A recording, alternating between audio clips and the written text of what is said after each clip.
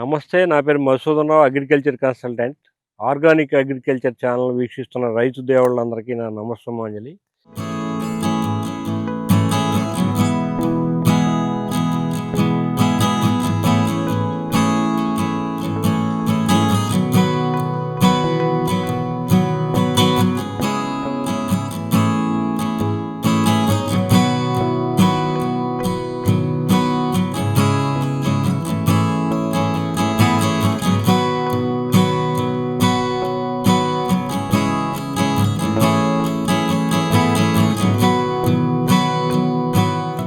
ఇప్పుడు మనం వీరసింహారెడ్డి గారి ఆయిల్ పామ్ దీనిలో ఉన్నాం.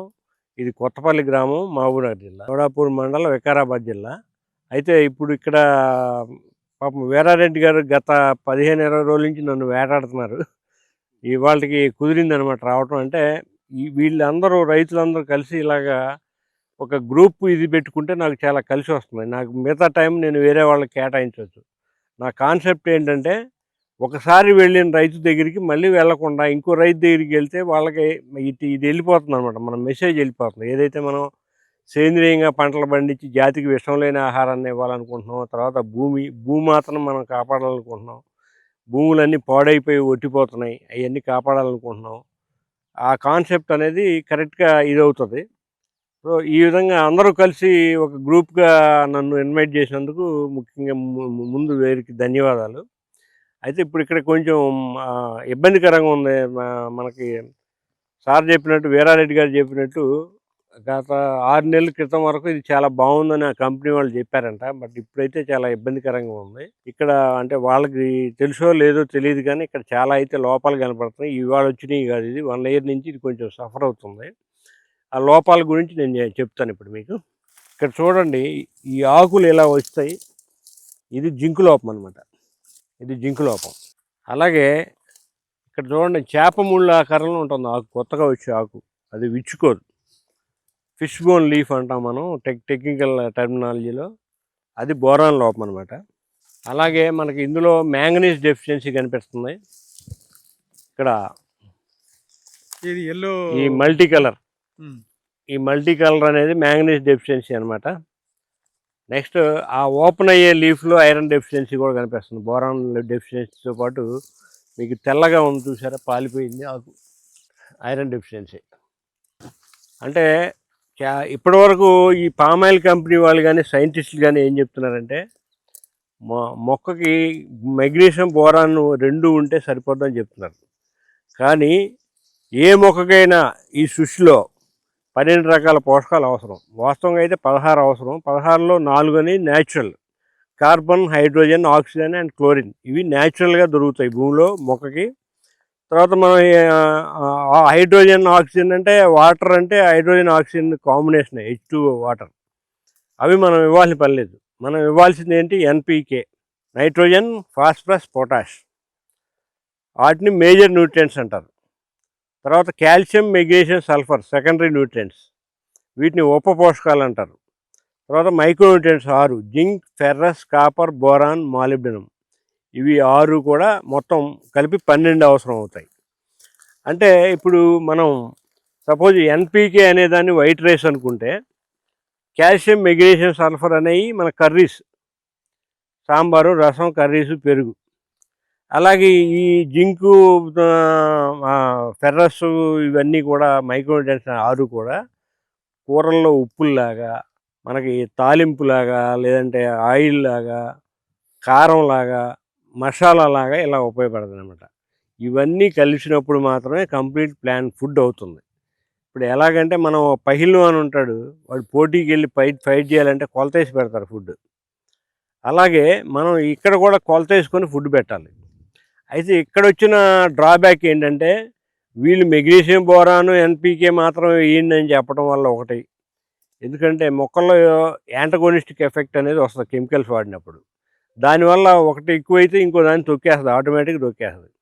అదే ఆర్గానిక్లో ఆ ప్రాబ్లం ఉందన్నమాట.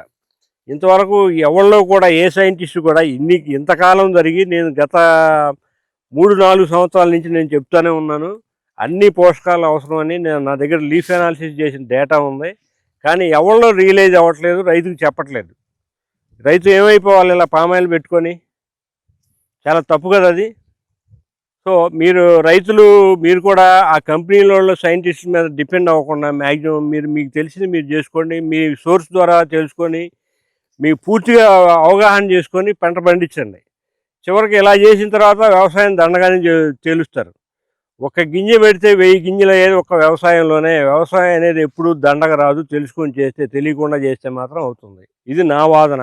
సో అలాగే ఇప్పుడు మనం ఇక్కడ ఉన్న ఈ ప్రాబ్లం చూసాను. వీరారెడ్డి గారు మనకు అప్పచెప్పారు, మీరు దాన్ని రెక్టిఫై చేయండి అని. నాకు 3 నెలలు టైం ఇవ్వండి, 3 నెలల తర్వాత ఇదే ఫామ్లో మనం ఇలాగే షూట్ చేద్దాం. అప్పుడు నేను చెప్తాను రిజల్ట్ ఎలా వచ్చిందని. ప్రాక్టికల్, మనం నోటి మాటలు కాదు, డైరెక్ట్ ప్రాక్టికల్గా చూసుకుందాం. ఇప్పుడు వీరారెడ్డి గారు ఆయన మెసేజ్ చెప్తారు, ఏం జరుగుతుంది, ఎలా జరిగింది, ఏ ఇబ్బంది జరుగుతుంది ఎక్కడ అనేది. ఫామ్ ఆయిల్తో మాకు అనుభవం లేదండి. కంపెనీ వాళ్ళు చెప్పిన ప్రకారంగా ఫర్టిలైజర్స్ కానీ బోరాన్, మెగ్నీషియం సల్ఫేట్ లాంటివి ఇచ్చుకుంటూ వచ్చినాం. వాళ్ళు స్ప్రే చేయమన్నప్పుడు స్ప్రే చేసినాం. కాకపోతే ఈ మధ్యలో పరిస్థితి ఈ రకంగా తయారైంది. దాని గురించి సార్ విషయం కొంచెం యూట్యూబ్ వీడియోల ద్వారా మా స్నేహితుల ద్వారా తెలిసి సార్ను కలుసుకొని ఈరోజు ఇక్కడ తీసుకొచ్చి చూపించడం జరుగుతుంది. ఇప్పుడు సార్ ఏం చెప్తారో దాని మీద ఏం మార్పులు చేయాలో చేసుకుంటాం. ఏం చేయాలనేది నేను చెప్తాను, మీకు పర్టికులర్ మీ వెనకుండా నడిపిస్తాను. 3 నెలల తర్వాత ఇది మీదా కాదా అనేది కూడా మీకు అనిపిస్తుంది. ఓకేనా?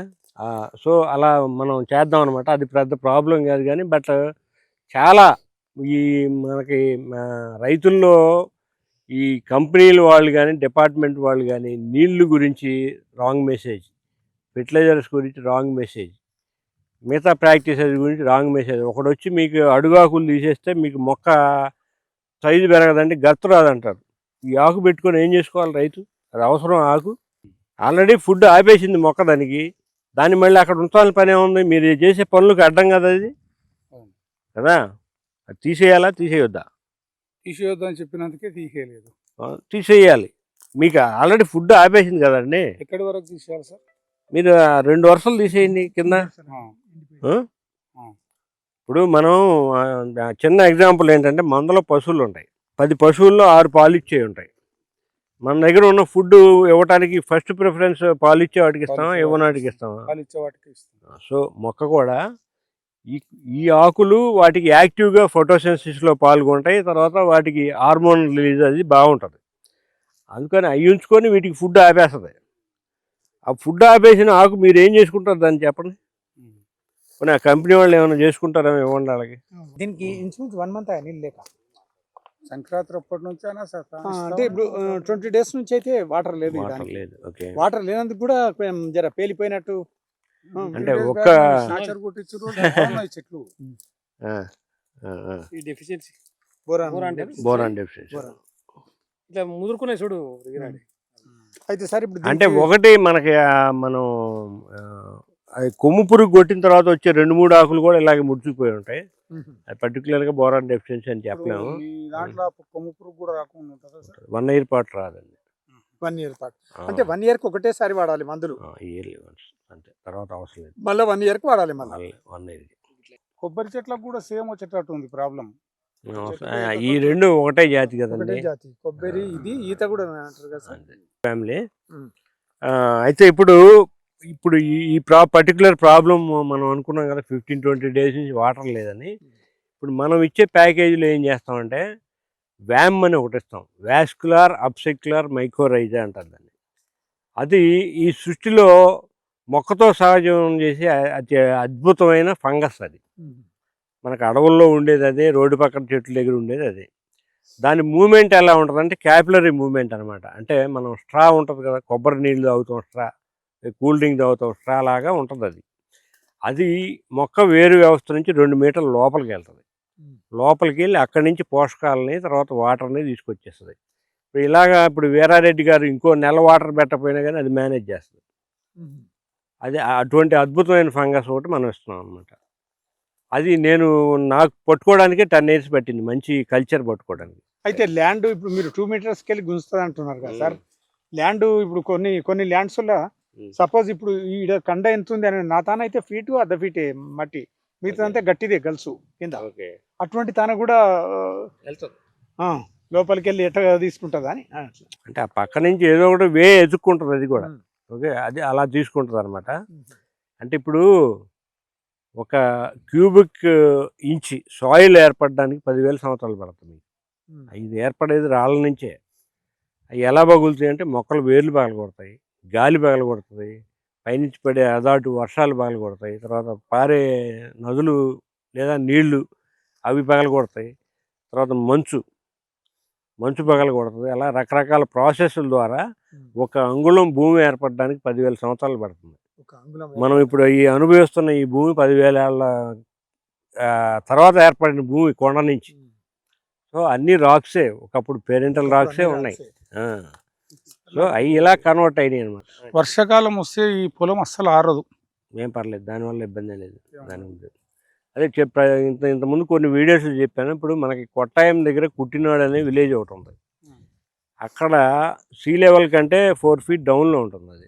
అక్కడ పామాయిల్ గెల్లో పడవల్లో వెళ్ళి నరుక్కు వస్తూ ఉంటారు వాళ్ళు. అంటే సంవత్సరంలో 6 నెలల నుంచి 8 నెలల వరకు కూడా వాటర్ ఉంటాయి ఒక్కోసారి టోటల్లో. వాళ్ళ ఇల్లు కూడా అట్టాగే ఉంటాయి. చెట్లు పెద్దగైనాక నీళ్లు ఆగినాయి, ఇంకా ఏం చేయదు చెట్టును. అంటే ఒకటి అది ఆగితే దానికి అడాప్ట్ చేసుకుంటుంది. ఇప్పుడున్న మన పరిస్థితుల్లో అలాగా ఉందని చెప్పి మనం నీళ్ళు ఎక్కువ ఇవ్వకూడదు. ఓకే, ఆ అడాప్టేషన్ అది వేరే.